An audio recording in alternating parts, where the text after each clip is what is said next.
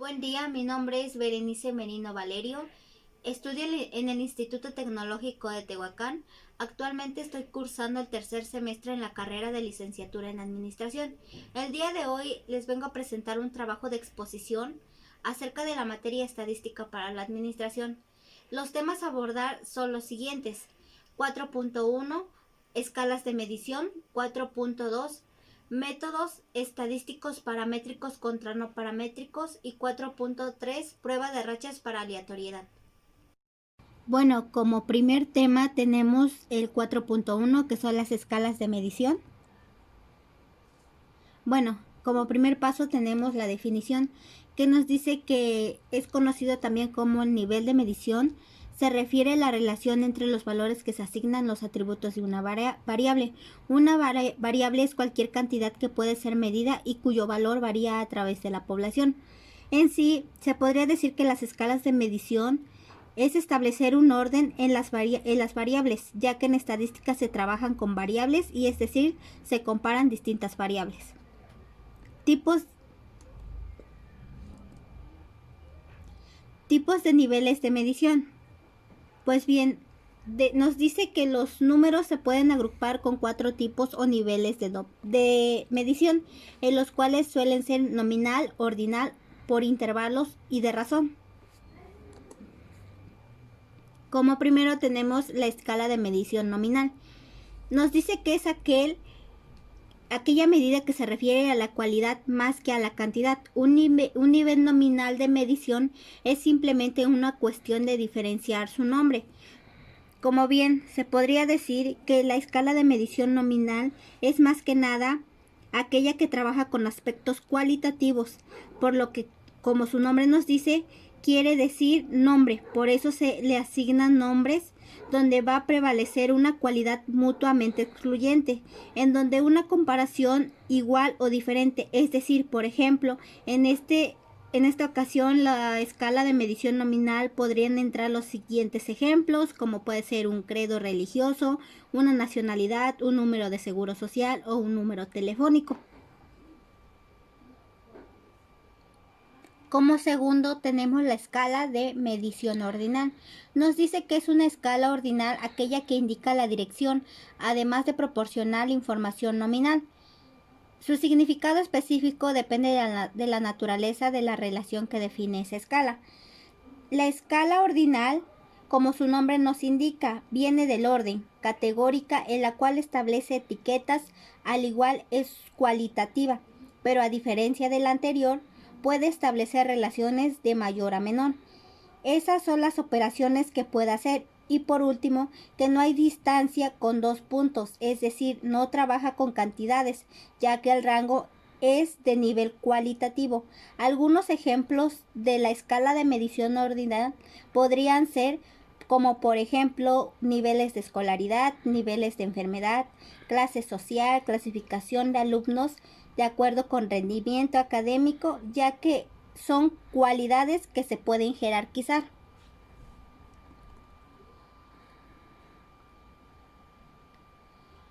Como tercero tenemos la escala de medición de intervalo. Nos dice es aquella que proporciona información sobre el orden y también posee intervalos iguales. Pueden ser utilizadas para medir opiniones y cualidades. Su característica principal es tener una unidad común de medida que asigna el número real de todos los pares de objetos en el conjunto ordenado. En sí se podría decir que la escala de intervalo es aquella que trabaja con cantidades, ya que es cualitativa, implica una cantidad, orden entre categorías, hay un cero arbitrario que no indica ausencia de valor, registra distancia entre 2 puntos, como sumar y restar. Algunos ejemplos serían, por ejemplo, las puntuaciones de una prueba, la temperatura, las fechas del calendario, ya que son operaciones que se pueden hacer, solo que aquí es más que nada como sumas o restas. Y por último tenemos la escala de medición de razón. Nos dice que además de poseer cualidades de las escalas nominal, ordinal y de intervalo, es una escala que tiene un cero absoluto, un punto donde no existe ninguna de las cualidades que se están midiendo. Es utilizar una escala de razón, ya que permite comparaciones como ser el doble de alto o la mitad de alto de una persona. La escala de razón es más que nada absoluta, ya que presenta, como lo mencionamos anteriormente, un cero absoluto para poder comparar mediante una razón, es decir, empezar desde cero. Sus operaciones en esta escala de medición suelen ser utilizar como el de multiplicar, el de dividir, el de sumar, restar, el de mayor y menor que.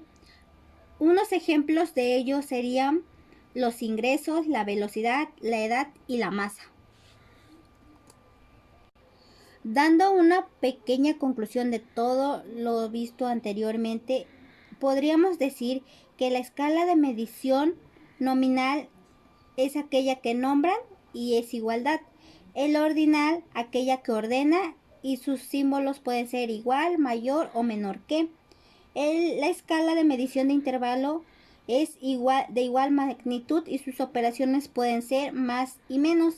Y la escala de razón es aquella que puede tener un cero absoluto y hacer las operaciones como multiplicar, dividir, sumar, restar y etc.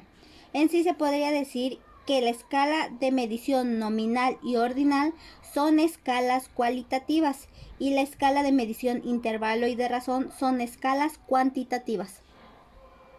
Pasando al siguiente tema es el 4.2, métodos estadísticos paramétricos contra no paramétricos.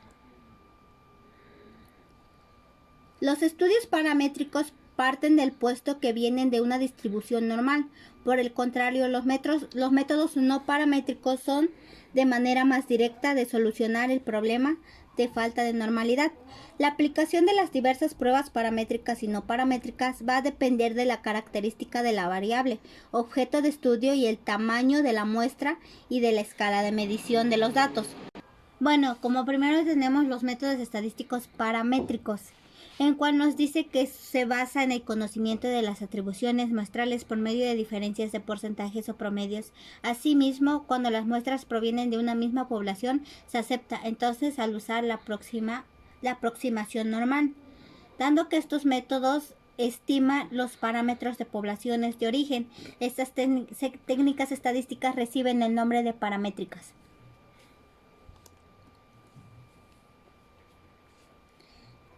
Los métodos estadísticos paramétricos en sí se podrían decir que son aquellas que tienen un intervalo de razón, es decir, aquellas que van de un orden de inicio y tienen una curva y luego van de un orden hasta el final, así como también los métodos paramétricos constan de muestras grandes, que quiere decir datos mayores de 30, y tienen una muestra aleatoria. Ahora bien, seguimos con los métodos estadísticos no paramétricos. Nos dice que son aquellos estudios en caso de número de observaciones o por nivel de medición de las variables. No es correcto o no es posible hacer supuestos sobre las atribuciones muestrales. Para que un método estadístico se clasifique como no paramétrico, debe satisfacer alguna de las siguientes condiciones. 1. Que pueda ser usado con datos nominales. 2. Que pueden ser usados con datos ordinales. Y 3. Que puedan ser usados con datos de intervalo de razón. En sí, se podría decir que los métodos estadísticos no paramétricos lo podremos identificar por medio de que suelen tener un orden nominal u ordinal. Suele mostrar muestras pequeñas menores a 30 datos, es decir, que sean de 10 a 20, pero que no rebasen el límite de 30 datos y representan una muestra no aleatoria. Como por último tema tenemos el 4.3, en la cual son la prueba de rachas para aleatoriedad.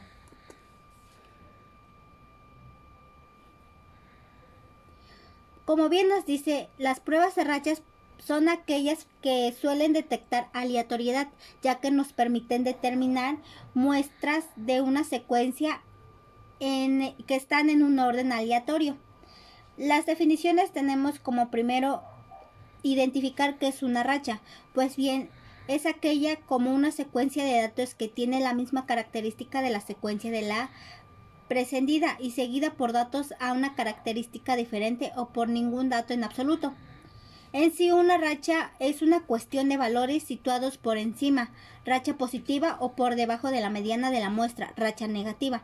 El número de elementos de una racha se llama longitud. Luego tenemos la definición de la prueba de rachas, que nos dice que son aquellas que utilizan una secuencia de datos muestrales para probar la aleatoriedad del orden de los datos. Después tenemos la definición de aleatoriedad. Nos dice que es aquella que se asocia de un proceso cuyo resultado no es previsible, más que en razón de intervención del azar. El cálculo del número de rachas son las siguientes. Se ordenan los elementos de muestra de menor a mayor y se calcula la mediana. En la muestra ordinal se asigna un signo positivo a los valores mayores que la mediana y un signo negativo a los inferiores. Valores cuales a la mediana no se tienen en cuenta ajustándose el tamaño de la muestra. Se imputa un número de racha en la muestra y el número de signos positivos. Posteriormente se rechaza la aleatoriedad si el número de rachas es muy bajo o muy alto. Se requieren los datos muestrales, están acomodados de acuerdo con algún esquema de orden, por ejemplo, el orden en que se obtuvieron los valores muestrales. Cada valor de los datos se puede categorizar en una o dos categorías separadas. La siguiente es una notación que se utiliza. Como bien en ella se utilizan algunos símbolos, en la cual tenemos N1, en el cual nos dice que son los elementos que se tiene una característica particular y se le denota N1. N2 es el número de elementos en la secuencia que tiene la otra característica y G es el número de rachas. El dato estadístico de prueba se trata de determinar si es una secuencia, si esa secuencia fue aleatoria o fue acomodada de una manera específica. Bien, ahora aquí les muestro algunas de las fórmulas que se utilizan en este tema, que son las pruebas de rachas. Ahora bien, viene un ejercicio.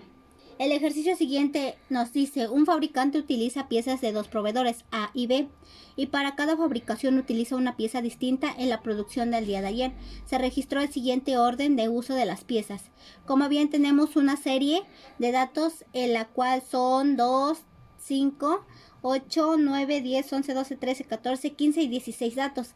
Dice: existe una aleatoriedad de la selección de los proveedores. Aquí nos dice que debemos de calcular, o más que nada ver si sí existe una aleatoriedad o no. Como bien, tenemos como primer paso la G, que nos dice que es igual a 8. ¿Por qué 8? Como bien lo mencionamos anteriormente, la G quiere decir el número de rachas que se presentan. En esta ocasión, el número de rachas que se presenta son 8. ¿Por qué? Porque se podría decir que son 1, 2, 3, 4, 5, 6, 7, 8. Posteriormente nos dice que N1 es igual a 8. ¿Por qué un N1? En este caso N1 lo caracterizamos por la letra A y por lo tanto son 1, 2, 3, 4, 5, 6, 7 y 8. Por lo tanto N1 tiene 8. Posteriormente N2 y se caracteriza por la letra B y de la misma manera tiene 8.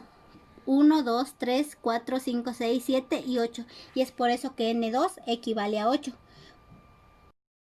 Posteriormente vamos a definir cuáles serían nuestras hipótesis. Como primero tenemos que nuestra hipótesis nula sería que hay aleatoriedad. Y como hipótesis alternativa sería que no hay aleatoriedad. Porque eso es lo que queremos saber. Como siguiente paso tenemos obteniendo los siguientes valores críticos. M1 es igual a 4 y M2 es igual a 14. Estos valores críticos se obtienen de las tablas que son las siguientes. Como bien decimos que M1 es igual, este es la tabla de M1 y esta es la tabla de M2. Como bien dijimos, M1 equivale a 4. ¿Por qué a 4? Porque en N1 tenemos 8 datos y en N2 tenemos igual 8 datos. Por lo tanto, 8 datos hacia abajo y 8 datos hacia arriba y nos da un valor de 4. En la tabla M2 de la misma manera. Tenemos N1 a 8 datos y N2 igual a 8 datos. Por lo tanto, hacia abajo son 8 datos y hacia arriba son 8 datos y por lo tanto nos da un valor de 14.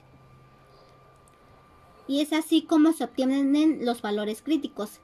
Como la regla nos dice de que lo rechazamos si M1 es menor o igual al número de rachas y el número de rachas es mayor o igual a M2. Entonces tenemos que 4 es menor o igual a 8 y 8 es menor o igual a 14. Entonces el número de rachas que fue de 8 está comprendiendo que es el intervalo establecido. Por lo tanto, no rechazamos la hipótesis nula, porque esto nos quiere decir que el fabricante selecciona las piezas de los proveedores A y B de forma aleatoria. Y bueno, es así como concluimos este ejercicio de el último tema a abordar y al igual que los anteriores que fueron parte de la unidad 4. Espero que sea de su agrado y muchas gracias.